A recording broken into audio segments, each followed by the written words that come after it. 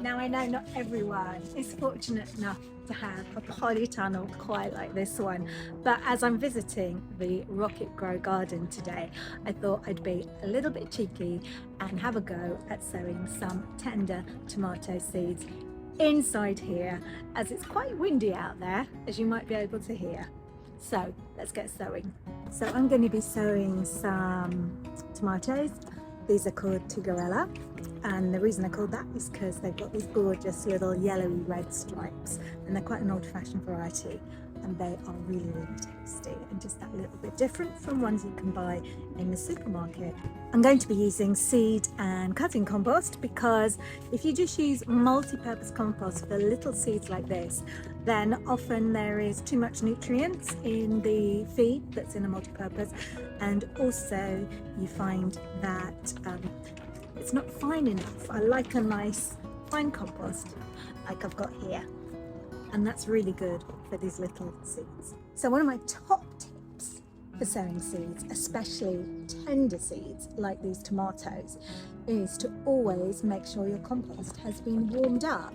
So that means bringing it in from outside or from a cold, damp shed, letting it warm up overnight so that the seeds aren't going to get a real shock when they're planted in cold, slightly damp compost. Don't forget, these are tender seeds. They come from lovely warm climates. So the last thing they want is to be sown into a cold, damp compost, because they will just sulk, and at worst, they may well rot.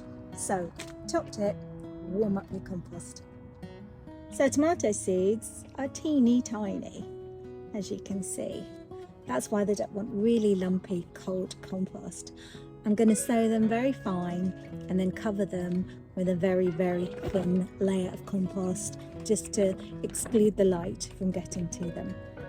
So this is a module tray, and I really like using these because as things germinate, some grow much more quickly than others, and it makes it much easier to transplant them into the next size pot without disturbing other plants' roots.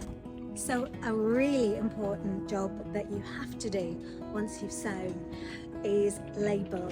It may sound obvious, but it's so easy to forget, and then we just don't know what we've sown if we've got windowsills and polytunnels and greenhouses full of trays of lovely little seedlings. So always write what it is, the variety, and also the date you've sown it, because if after a couple of weeks nothing has happened, then there's a possibility that nothing's going to, especially with tomatoes, because they tend to be really quick to germinate. So always label.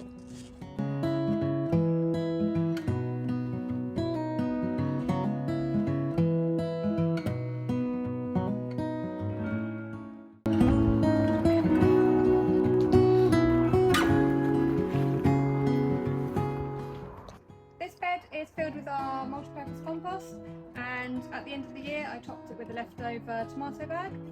This is pretty good practice. If you've got any leftover compost bags of any sort, you can use them as a soil improver or as mulch, but I would recommend using fresh compost every year for anything you're going to pot or freshly plant. In here we are about to plant some rhubarb, so it arrives looking like this, and what we do, a nice hole, bigger than you need.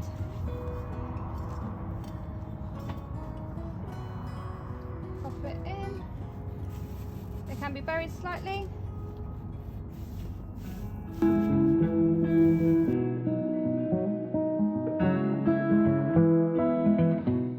We have 5 of these, and we'll plant them all on site. Alternatively, you can plant them in a pot. They don't get quite as big, but you can plant them at a later stage in the ground if required. Having a polytunnel can really extend the growing season for your garden, and I'm so pleased that I'm going to have the chance to come and see what Hannah is getting up to as the year progresses in the polytunnel, and also hopefully I'll be able to see how my tomato seedlings are getting on and transplant them and bring some home to my own garden. I'll also be coming back to see how Hannah's getting on with all of those wonderful fruit trees to plant, so do keep watching.